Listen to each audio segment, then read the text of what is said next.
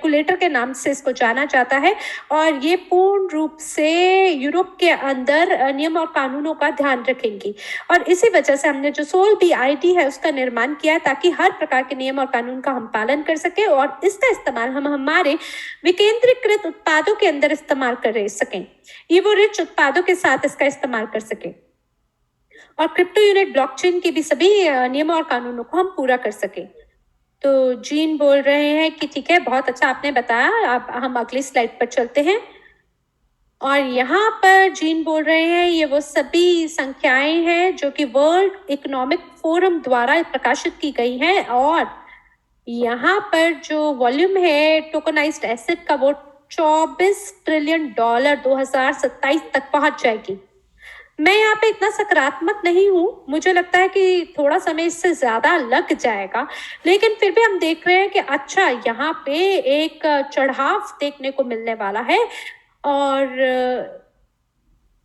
Security exchange commission से ये सभी जो संख्याएं हैं देखने को मिलती है। तो ये सभी जो संपत्ति है इसे टोकनाइज करा जाएगा और जो भी प्रतिभूति आपको कागज पे दिखती थी वो मौजूद नहीं रहेंगी।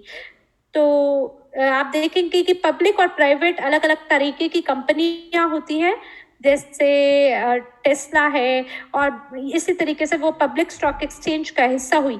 लेकिन ये जो पब्लिक कंपनीज हैं ये केवल 1% धन रखती हैं पूरे विश्व भर की संपत्ति का।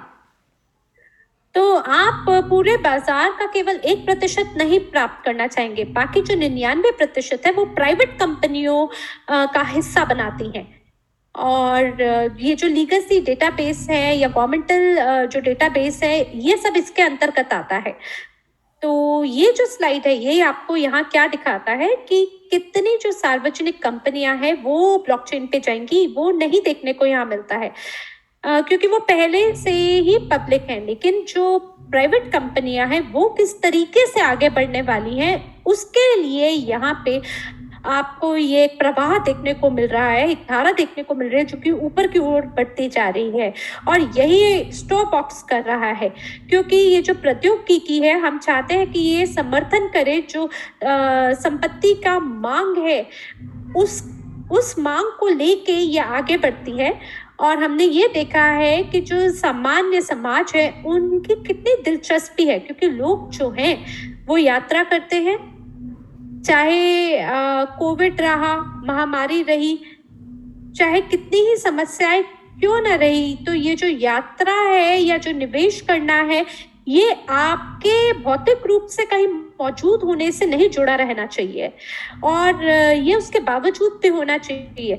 तो पब्लिक कंपनियां जो है जैसे टेस्ला है उनको हर प्रकार की जो चीजें हैं वो प्रदान की जाती हैं, पर वो जो 1% है उसको छोड़ के जो 99% है उनके बारे में भी सोचना चाहिए। तो ये जो ब्लॉकचेन है ये बहुत ही दिलचस्प है कि ये किस प्रकार से हर चीज को एक साथ जोड़कर चलता है। एक हाथ पे हमने क्रिप्टो संपत्ति की ओर देखा और दूसरी ओर पे हमने देखा कि जो क्रिप्टो प्रौद्योगिकियां हैं उनको कैसे हम उसके हिसाब से स्वयं को अनुकूल बना सकते हैं। और इसी वजह से 150 मिलियन सक्रिय जो ब्लॉकचेन उपयोगकर्ता है वो हमारे साथ जुड़े हैं। आप देखिए 8 बिलियन लोग हैं दुनिया में। आप देखिए कि क्या क्षमता है टोकनाइज्ड एसेट की और साथ ही ये भी देखिए कि कितने लोग भविष्य में ब्लॉकचेन में आने वाले हैं, आने वाले कुछ वर्षों में, आने वाले कुछ युगों में।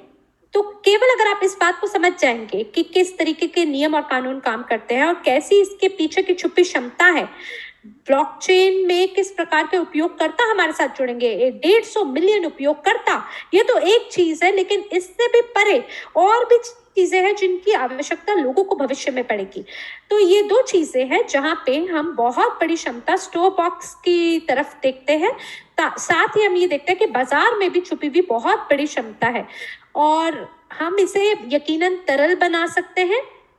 और अब आप कल्पना कीजिए कि आप एक कंपनी के अंदर है, मान लीजिए अगर आप यूएस में हैं या यूरोप के अंदर अगर आप किसी कंपनी को खरीदते हैं या ऑस्ट्रेलिया में काम करते हैं किसी कंपनी के साथ, ये पहले कभी भी इतना सरल नहीं था और ये बहुत ही जटिल होता है जब आप इसका शुरुआत में निर्माण करना शुरू करते हैं, और इसी वजह से हमने 5 साल लगाए हैं और हम बड़ी खुशी से अगले 5 साल भी इस ओर देने को तैयार हैं। तो यहाँ रोज बोल रहे हैं कि ये जो बाजार है और ये जो टोकनीकरण के पीछे की क्षमता है बहुत बहुत भव्य है।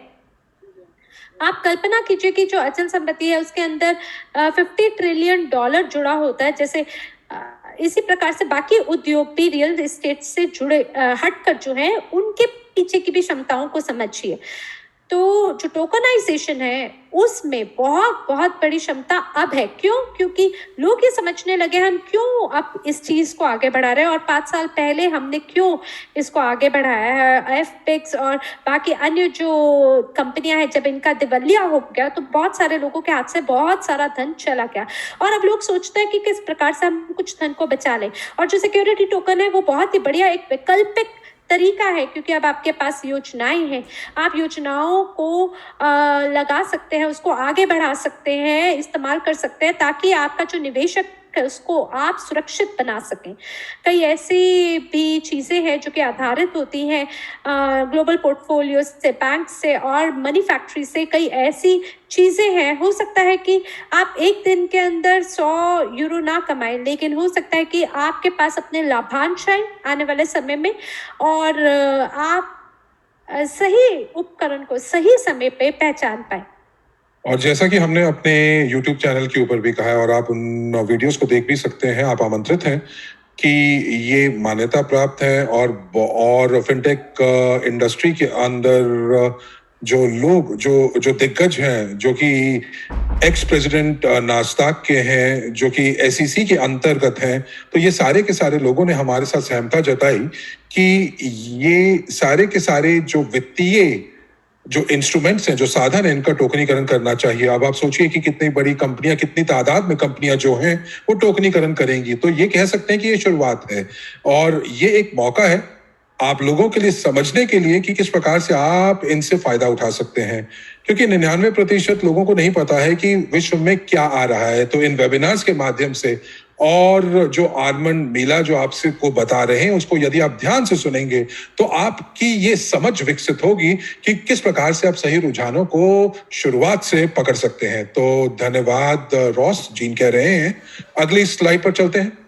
और मुझे लगता है कि आप लोगों ने जो है वो सोलबाउंड आईडी के बारे में सुना।